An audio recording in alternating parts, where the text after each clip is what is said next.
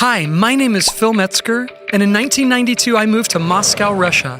From there I lived in the beautiful Central European country of Hungary, where my family and I spent the next 20 years living, learning, and sharing about Jesus. Different foods, culture, and language, but underneath it all, we discovered the most amazing people. We learned that to share the gospel effectively, we had to adjust. We had to cross cultures. Now we're back in the U.S., and we're discovering that this country is a melting pot of culture. This show is committed to helping Christians connect to those who think, believe, and live differently than them. This is Crossing Cultures. All right, thanks for joining us on this episode of Crossing Cultures podcast. And our goal is, and we state it all the time, is to help Christians to learn how to communicate and to connect to people who may live, think, and believe differently than they do. And we have been talking with our friend Michelle Sullivan on such an important conversation. If you have not watched the first half of this conversation, then please pause, stop what you're listening to or watching right now, go back and do that, and then pick up on this one. I want to invite Michelle back on, so glad that you could be with us. And of course, I'm joined by my incredibly special and beautiful guest host, my wife, Joy. So Joy, thanks for doing this with me as well. And so let's just jump right into it. You know, I've been talking in the past about the idea of ethnocentrism, right? I see my world is my norm. Mm-hmm. And, you know, we've been comparing that. Often you hear that word in connection to race issues, you know. So if I see someone who's different than me, my initial reaction, we're told, is fear. Mm-hmm. Because I don't understand the verbiage, the language, the way that they carry themselves. You know, they've grown up in a different neighborhood than me, and I let fear, and this is why we see all that kind of Karen stuff all the time, that we, you know, like, I'm afraid because I don't know who you are and how you are. But this is an important conversation that we're having because we haven't yet connected this beyond, like, into the area of, we have a great amount of people in our world who bring so much to us, but are very much valued and under, like, spoken about. I don't know what the right word is, but we don't hear enough about this. And so that's why I'm so glad that you're out there advocating. Yes, we need it. We need it. It's not only for Eli and for these, it's for us. We need to learn that. We need to be changed, you know? Yeah, definitely. No, I agree. Like, you know, one thing I think of, you know, the abortion rate is so high, you know, for Down syndrome. And I think it's just because people are afraid and they don't understand. Exactly. And they think that by having a child with Down syndrome that their life is going to somehow now be a deficit, or you know, things are going to be taken away from them. And I just can't express how much that's just so far from the truth. That Eli, I mean, I started the hashtag for him, Eli enhances my life. I mean, he literally has added to my life. Exactly. He has changed me. He has, you know, caused me to grow and be a better person. And I think people just don't understand that, and they just are so afraid. And, you know, like, I'll quickly share a story. I was sitting with the Lord. It wasn't that long ago. It was probably a few years after his open heart surgery. And I remember I was just kind of sitting with him, and I was like, gosh, you know, we prayed so much for you to heal his heart. Like, we prayed, you know, like, we had people lay hands on my belly, and we prayed so much for his physical healing. And I was just kind of like, Lord, why didn't you heal his heart? And I remember so clearly the Lord was like, I did heal a heart. It was yours. And I was like, oh, just like, oh my gosh. Like everything right there. Yeah. Yeah. It's just like, oh my gosh. Like, okay. Then it was worth it. It was worth it all, because, you know, like, as hard as that was to walk through and hand my son over to surgeons and just, you know, having to completely surrender everything to you, Lord, like, it's all worth it. It's all worth it. And so just, like, you know, I think so many people miss out on opportunities for God to change their heart because they're just afraid. Yes. You know, and I think that's what it boils down to. It's just there's just so much fear in the unknown and the uncomfortable. Yeah. When you said something earlier that I, like, in the very beginning, that was like, it just kind of struck me when you said it's discrimination even before he's born. Yeah. And I've never heard it expressed quite like that. No. But that's discrimination. 100%. Yeah. 100%. In its purest form. you should get rid of this problem. Right. And I think that's something that I'm so thankful that I'm sure you express it that way a lot. And I'm glad to hear that because, we're hearing a lot about our need to stop discriminating, and obviously that like aggressive or that kind of obvious discrimination is what we all think about. But that's probably not our biggest problem. Most of us aren't walking around like, I want to discriminate today, but we might be, right? And to think of that, like from before he was born, Eli was being discriminated against. That's a powerful reality. And to encourage parents that they don't need to let that kind of fear or discrimination dictate their decision-making. That's a powerful thing. Oh my goodness. Definitely. And being willing to continue to learn. I mean, it's like what you said. I mean, fear is such a huge factor, but I think a lot of times discrimination, and I'm not excusing discrimination in any way, shape, or form, but it does come from a lack of knowledge.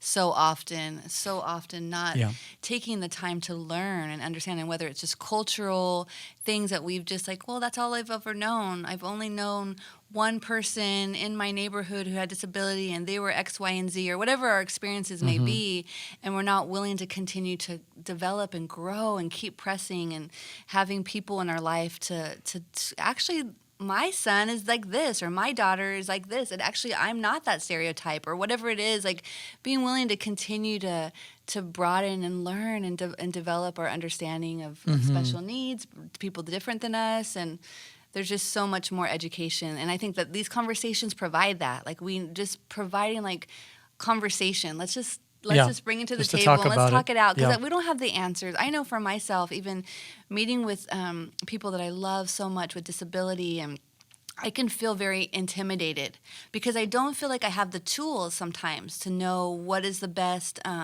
way where I'm not condescending, or I'm not treating them like a baby, or I'm not talking in a way that is disrespectful. But sometimes I don't know the best way to give them their dignity, And I have many people in my life, and I'm so thankful for that God's brought into my life over the course of the years, of people with different disabilities. And the way I talk and respond to one friend is totally different. And that's the case with all of my friends. Right. So why wouldn't it be that case? And just giving more opportunity, bringing more.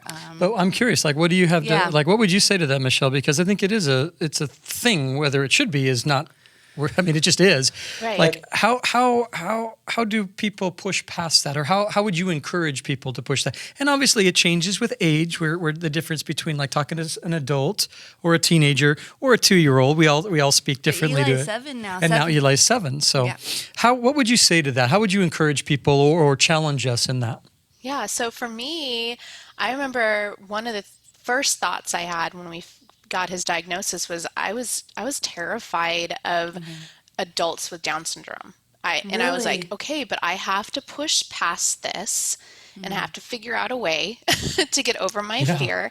And I have social anxiety with typical people.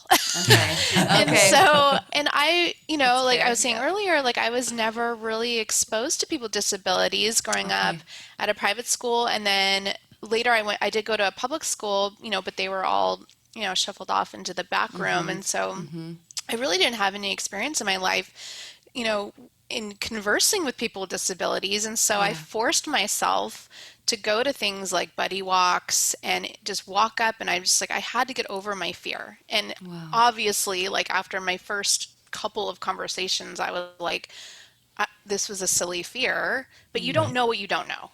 And so I had to get over my fear. Right. And so now one of my favorite things to do is talk to people with adults with Down syndrome. Totally. And so I think just like exposing yourself intentionally going after people that are different than you and asking them to coffee, or, just going to events where there's people that are different than you. My daughter, she really got involved with ASL after Eli was born. We thought he was deaf. That's another story. And so one of the coolest things was we would go to these events with deaf people, and it was just so cool to like be able to communicate with them. And one of the things my daughter did that was so cool is there was a guy there that was deaf and blind. And so she would sign into his hand and he would sign into hers. And it was just such a cool thing to be like, Eli has like been able to expose us to so many cool people that we wouldn't have been exposed to Yeah. before, you know? Mm-hmm. And Mm-hmm. so I think like just people like, if you're listening and you've never been exposed to someone that's different, like ask yourself why and then, you know, take a stand and do something about it. Start, you know, going after people that are different than you and Mm-hmm. open your world, you know? It's Yeah. I kind of love like what you were that. saying earlier, Joy, just like, if we're just surrounding ourselves with people that are just like us, we live in a very small world. Yeah. And Yes. so just Yes. open yourself up. It's so much better out there. I agree. I love that. I love I that love so that much. heart. And I know that that's Love that. our prayer, and that's something that we are praying that God would continue to make our church and our little community an inviting atmosphere, a place where families, place where people with disability would feel welcome, and that with that said, that we would continue to be learning, but also provide an atmosphere where people are willing to take that posture of being teachable. And that means our Sunday school teachers, and that means our ushers or people like that, to know we need to learn, we need to be kind of trained, and how do we do this? And it's going to be maybe messy and like you said, uncomfortable, but for the sake of the gospel, for the sake of relationship, it's worth it. We need to push ourselves there. And I would even say, like, I know a lot of people saying, in their church context, like, oh, we want to be inviting and opening, but then practically, But it's not practically, really that it's very way difficult. on multiple levels. Yes. It's kind of like the tagline for a website, but not the reality. And I think you guys have both hit on something that is so meaningful, and that is like, we have to be willing. And I think this is the essence of the gospel. I have to be uncomfortable. The very message of the gospel is that, like, I'm broken. Yeah. And until I can accept that, there's no salvation until I can acknowledge that the uncomfortableness of my own guilt. And I think we have to, like, realize that, like, and that's what I think, like, in church, we can try so hard. And I think in schools or in life, we try so hard to keep a maintained balance of everything's good, everything's comfortable, everything works. We have to force out of that, is what I hear you both saying, Yeah. to be uncomfortable. And so I want church to be uncomfortable. Yeah. I think that's a good thing, when especially when we're talking about what we're talking about. Yeah. Now I have a question, because you're talking about talking to, getting uncomfortable, talking to adults with Down syndrome, how that was something that you feared before, because you were a part of my favorite show. Yes. Our favorite show. I'm leaving her out. Yeah. It was that show, Born This Way. Okay, yeah.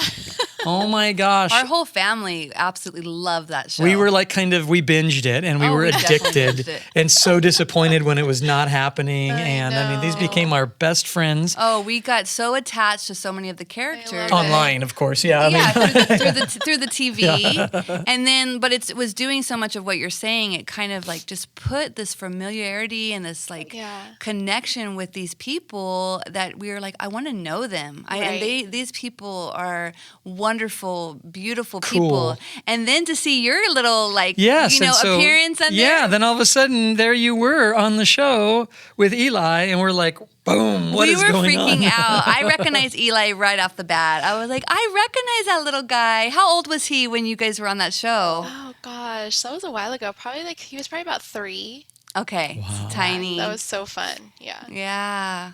And was that a great experience I'm sure now, has that been a help in just kind of raising the platform and elevating these Exposure. conversations? Yeah. Yeah, definitely. I mean, I love all the people on that show and just like learning from them, learning from their parents. It was just, Yeah, their it's such a cool opportunity, and I'm just so grateful for it. And those parents were powerful. They like were inspirational. the kid, the young adult, the men and women were amazing. But then to hear the parents, it was like, what a heart. Yeah.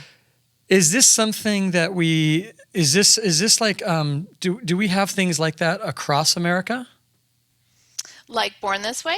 Yeah, like that. I mean, like homes like that, opportunities like that, communities yeah. like that. Was that homegrown, or is that state sponsored, or like how did that all work?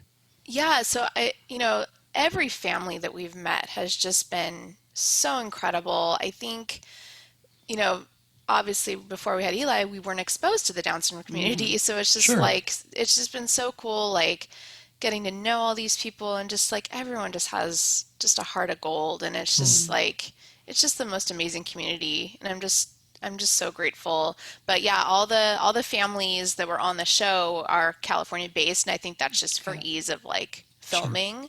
Okay. But yeah, and obviously like, we live in California, so most of the families we are friends with Are in Our are California. here. California. But as far as like the community goes, I mean, there's so many people worldwide that are just so incredible. They're doing it. They're doing it in their And own way. and Yeah. maybe that's something that, I mean, I would like to ask, like, is there support for you guys, and for, I mean, like, from the state, from the, especially when we're talking about, like, you mentioned Yeah, private education, I want to bring that and if up. you want to talk Yeah. about that a bit then now. Yeah, that was something that I was curious about. We've only lived now in the States, back in the States now 3 years. And so I wrote my paper for my degree. And again, don't let that intimidate anyone because it was very basic. But my passion and what I was just so curious about, but it kind of opened this can of worms of why don't we have special education in private schools? Why, as the school, I feel like, if we look back on history, like it was the Christians, it was the church that started education, homeschooling, or, schools, whether we were all in one classroom or like we began school and then and I kind of hit a wall a little bit, I think, here in California and just in my research. And I know there's so much more I have to learn and want to understand. But is it purely a funding situation that we're dealing with, that our private Christian schools that people pay a load of money to come to bring their children into like a safe space, a safe environment, a place where they're exposed to the biblical truths of the gospel or to some kind of moral stance? Every kind of private school has their different places. But when it comes to children with special needs, it is so frustrating that I don't understand why this is such a scarce or it's just in my view. And again, I'm not claiming to see the whole and global or United States, but it seems very, very limited when it comes to Christian private schools that people pay money to go to. There isn't that access. And my heart is not necessarily even for the families with children with disability. My heart grieves for the average student. Like what you're saying, Michelle, is they do not have exposure. So they live their whole life hearing Bible truths, but have never been exposed to anyone different from them. Economically, normally, usually racially, whatever. And so there's so many levels of that. So I'm going on. No, I was okay. that's powerful. Yeah. So yeah, what's your thoughts on that? Oh gosh. Sorry. I'm sorry. I just opened a can of worms. I'm sorry. Yes, she did. This is what she was waiting for to get to talk about. I was holding back. So, like I said, I love private school. I loved my experience growing up. We put our girls in a private school locally. One of my daughters, she has several diagnoses. I would say the biggest one is probably ADHD. Okay. She just did not fit in. And I remember, even this was before Eli was born, and I remember thinking, this private school is like a box. And if you don't fit in that box, then you just don't fit. And so we had some pretty awful things happen. One day they duct taped her hand to a desk. Yeah. And so I'm so I, sorry. yeah. I'm so sorry. That's So we ended up, heartbreaking. we pulled her out, clearly. Yeah. And that's when I started homeschooling my girls. Okay. And so my mind was already like, what is going on? Why is this happening? Before we even had Eli. Wow. Okay. And so it was then already, once Eli came along, I was just like, very grieved. It breaks my heart to think that he probably would not be welcome there. And, they might say, oh, we want to welcome him, but he would not fit in the box that they've created. Exactly. And obviously I would not want to expose him to anything like being duct taped No. or anything like that. At the very least, yeah. Yeah, Oh my yeah. gosh. But I Wow. think, gosh, so I know that I have heard stories. It's very rare, but there are stories of people successfully having their child in a Right. private school where they were fully included. I know that they Right. also had to pay, on top of the tuition, they had to pay for, an aide to be there all Okay. day with their child. So that we're talking like double the amount of Wow. money. Okay. So I know that it is possible, but I mean, obviously, I don't want to speak for a church or a school, but it just seems like kind of what we were talking about before, that just this is the normal experience, and this is what, you know, this is what we're going to provide for our students here. And if someone's different, we're not comfortable with that, so it's just not really welcome here.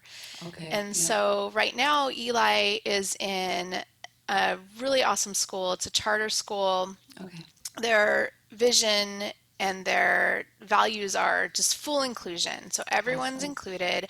Half the school speaks Spanish. Everyone Great. learns ASL. I mean, it's just such a cool thing, but it's missing the gospel. And that Right. breaks my heart. It's just so ironic Yeah. to have the gospel and have inclusion, and yet they have the inclusion. And what without I'm the always hearing, gospel. though, and I'm not advocating this or saying it's right, but I'm always hearing it's a financial thing of like, well, public schools are allowed to provide aid that private schools are not. But what your point is that what if parents are willing to? I mean, it's tragic to have to pay that, but sometimes there's not much and yet it doesn't seem to me like it's really emphasized very much. Like there doesn't even seem to be the possibility of that in most private education systems. It's kind of like, sorry, we can't help you. Go here. Yeah.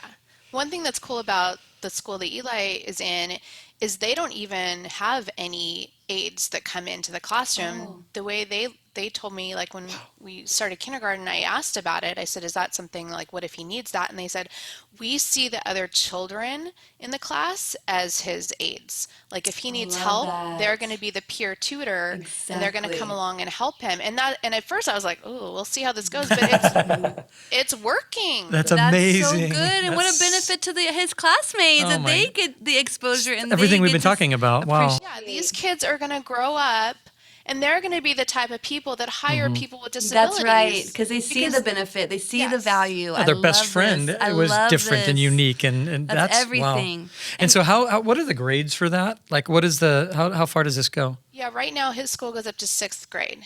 Okay. And so I know that they're looking to expand, but And how many kids are in a class typically? So Eli's in what? Is that 2nd grade or 1st grade? 1st grade right now, and I think there's about 20 kids in his class. Okay. 20 kids. And if you don't mind me asking, 20 kids in the class, what's the breakdown of, you said there's the Spanish speakers, or is that like exclusively and they're learning English, or is it like an immersion? How many kids, are there others with Down syndrome besides Eli? What's the breakdown? Yeah, there's several kids at the school with Down syndrome. No one else in his class has Down syndrome, and I would say probably maybe 50% of the class is Spanish speaking. And so like on the Zoom meeting, like you'll hear the teacher say it in English and then she'll say it in Spanish. Wow. And so like when we went to Love the that. Christmas program and when he was in kindergarten, it was the coolest thing because they sang the songs in Spanish and English and they signed in ASL. And it was just like, Wow, how oh, this is beautiful. so cool, but Jesus is missing. Yeah, if Jesus was just at the center, I mean, that's it's like everything. the school's getting all of it, but Everything. And one thing. that was so much kind of my conclusion and my feeble attempt of studying and researching is I feel like a lot of our charter schools and public schools are really nailing it in a lot of aspects. They really are. They're understanding. They're willing to kind of reach past that. And yes, I understand there are more complicated issues with, government funding and training. And I don't want to oversimplify. I really don't. But I do want to broach those conversations and being willing to have these uncomfortable topics and like let's just talk it out. Like we have the gospel. We know Jesus, his heart was always for the marginalized. It was always inclusion.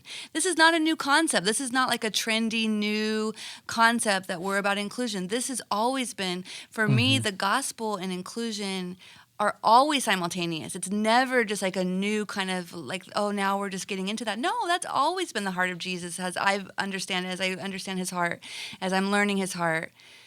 So it's just how can we keep pressing that and having these conversations and advocating, and even financially, I would love to know what can we do to ask our government, or how can we, is there avenues that we can do, or is that just a personal, only like parents have to do their own advocating, but can we as a school do our, I want to learn, Right. I think so one thing that I've heard parents who have older kids say that I think is really cool. And this mainly just goes, they were saying this in light of like a public school education, but I could see this happening. Maybe we could start the conversation for private school, but they would say things like, go tell your principal that you want a child like Eli in your child's class so your child can be a better human being. Right. And so what Exactly. if we started saying that at private schools? What if we started saying, we want diversity? Yes. We We want- need it. Yes, we we need need kids that don't look exactly like my child, Yes. so my child can be opened up to what the world really looks like. That's right. That's You know? right. What We're if we equipping started them. doing Yeah. that? What if I we love that. started, I don't know. I mean, I'm just brainstorming here, but what if Yeah.